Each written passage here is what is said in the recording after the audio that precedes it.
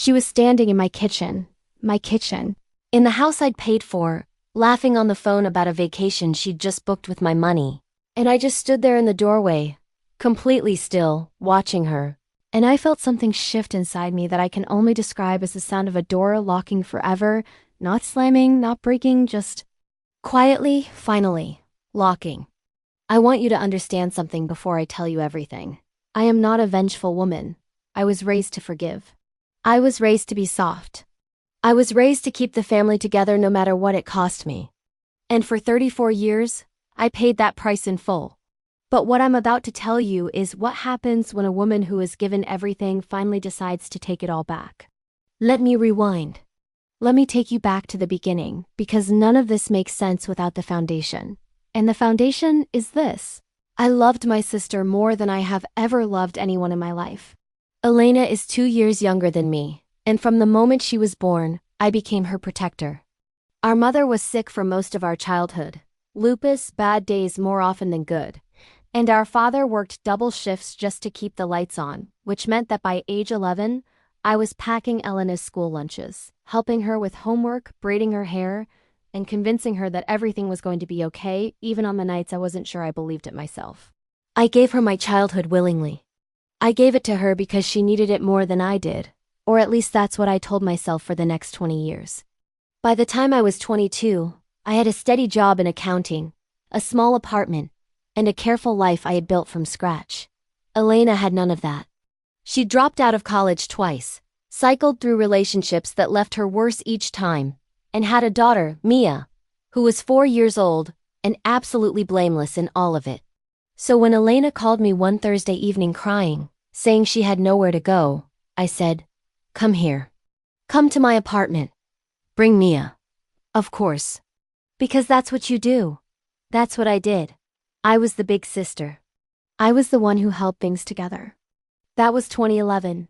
She stayed for 8 months, during which I covered rent, groceries, Mia's daycare, Elena's phone bill, and a $3,400 car repair that she promised to pay back, which she did not. When she finally moved out, I told myself, okay, that chapter is closed. And I felt nothing but relief and genuine hope for her. But Elena had a way of cycling back. Not every year, that would have been too obvious, but enough that over the course of the next decade, she borrowed money from me 16 times. I counted. I kept records because I'm an accountant, and I truly believed, that one day she would pay it back and we would laugh about it, and it would become one of those family stories you tell at Thanksgiving. The total, across those 16 moments of need, was $67,000, some of it in cash. Some in bills I paid directly. Some in a shared credit card I'd added her to in 2016 that she maxed out within 8 months, buying things I still cannot explain. $67,000. That is not a number I throw around lightly. That is more than I paid for my first car and my first semester of graduate school combined. And I want to be clear, I didn't give that money out of fear. I gave it out of love. I gave it because every time Elena called crying, I felt 11 years old again, standing in our mother's dark kitchen, telling her everything was going to be okay. Then came 2019, and this is where the story changes temperature. Our mother passed in March of that year, quietly in a hospital bed, with Elena and me on either side of her. She left behind a small life insurance policy, $45,000, and she'd left it split evenly between us. 22.5 each. I received my portion, set it aside, and began planning carefully for my future. I was 34, single, and I had been saving for years to buy a home. Combined with the inheritance, I finally had enough for a down payment. I found a house in October of 2019, small, 3 bedrooms, a yard, 10 minutes from work, and I bought it. I was so proud of that house. I cried when I got the keys. I called Elena first, before anyone else. And she sounded happy for me. She sounded like my sister. 2 months after I moved in, she asked if she could stay just temporarily while she sorted out a situation with her then boyfriend. I said yes. I gave her the largest of the 3 bedrooms because Mia was with her and I wanted Mia to have space. Mia was 12 by then, sweet and quiet, and I adored her. That was December 2019, and then the pandemic hit. And Elena never left. For 2 years, Elena and Mia lived in my house. I want to be fair, in the beginning it was fine, even good. We cooked together. We watched Mia do virtual school at my dining room table. But somewhere in 2020, things began to shift. Elena stopped contributing to groceries. She stopped looking for work. She began having long, loud phone calls in the middle of the night. She had men over, different men frequently, without telling me. And when I asked her to just communicate with me, she accused me of being controlling and jealous of her social life. My social life had essentially ceased to exist by then. I was working full-time from home, managing a team of 7, and coming downstairs every morning to a kitchen I hadn't cleaned and dishes I hadn't dirtied. I started finding small things missing. Nothing dramatic at first. A gift card from my desk drawer. Some cash from the envelope I kept in my nightstand. A bottle of perfume. I told myself I was imagining it. I told myself that she wouldn't. She's my sister, she's blood. She wouldn't. The trigger event, the moment I can point to and say, that is where I became a different woman, happened on a Tuesday evening in February of 2022. I had a brutal day at work, genuinely one of the worst of my career.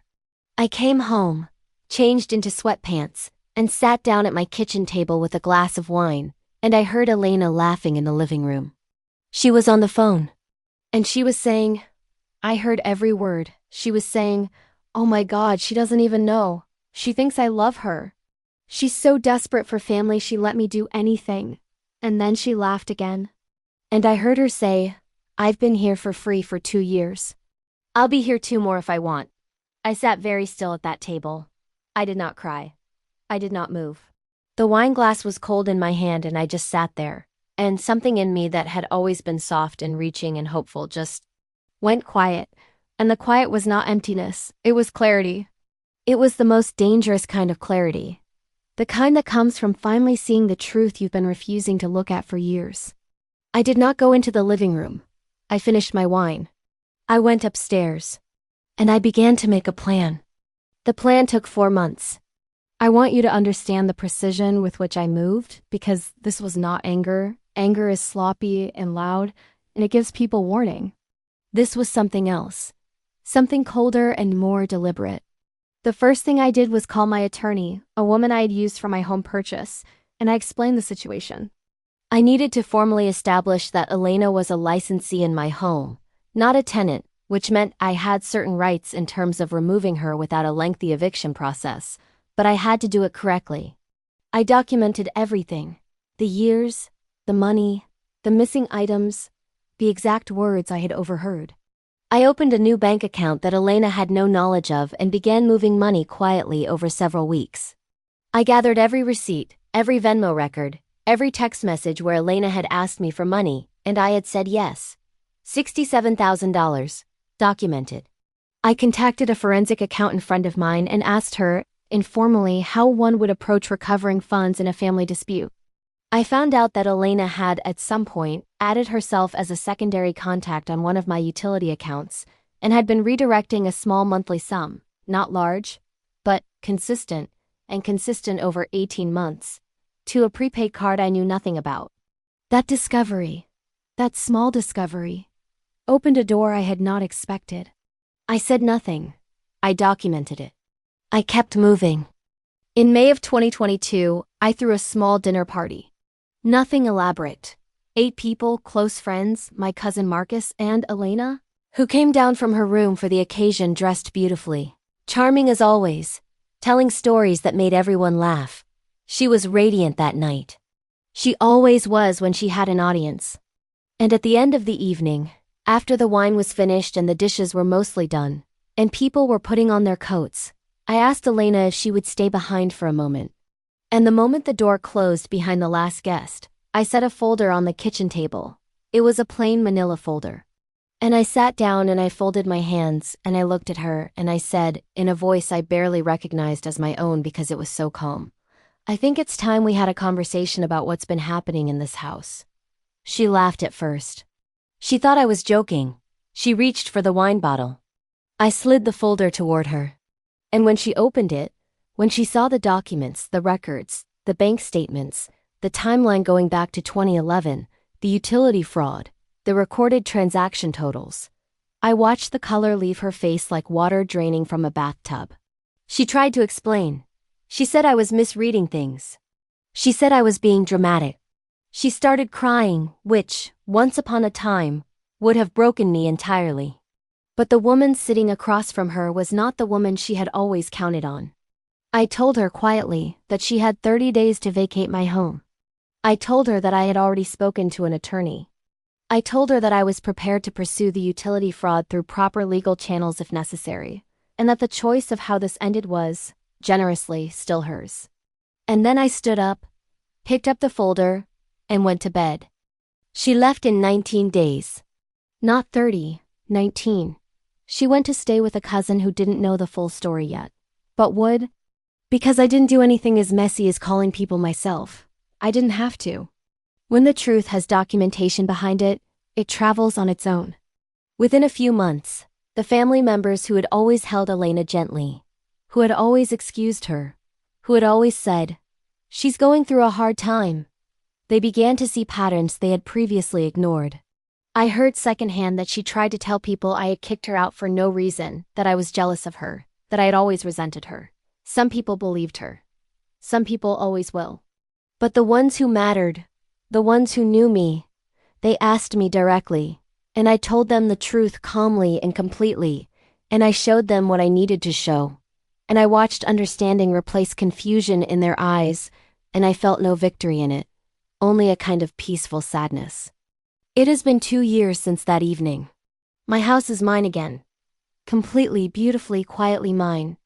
I repainted Elena's old bedroom a shade of deep sage green and I turned it into a reading room with a velvet armchair and plants in every corner.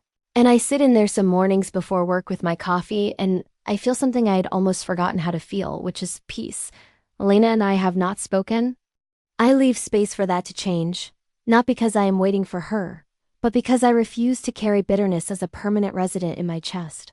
Mia, who is now 16, messaged me last spring on her own, without Elena knowing, to tell me she loved me and that she was doing well in school. I cried for an hour after that message, the kind of crying that feels like release rather than grief. I sent her a gift card for books and told her I was proud of her. I will always love Mia. Some bonds exist entirely outside the mess the adults made. As for the $67,000, I will likely never recover most of it, and I have made my peace with that because that money bought me the most expensive lesson I have ever learned, which is this: love is not a blank check. Generosity without boundaries is not virtue, it is an invitation. And the person who takes advantage of your softness has never truly seen your strength, because your strength was always there, waiting quietly for the moment you finally decided to use it. They can break you, steal from you, betray your blood, look you in the eye and lie with a smile you trusted for 30 years, but they can never, ever take your power to rise. You don't need to scream. You don't need to beg them to see what they did. You don't need their apology to begin your healing. You just need the clarity to finally choose yourself, and the courage to sit across the table with a manila folder and the stillest voice you've ever used, and say, "I know, and I'm done." If my story reached something inside you today, please like this video and subscribe, because there are so many more of us who carried too much for too long, and every time one of us finally puts it down, it gives another woman permission to do the same. You are not alone, and you are not finished. The best of your life begins the moment you decide you will no longer be a soft place for someone else's cruelty to land.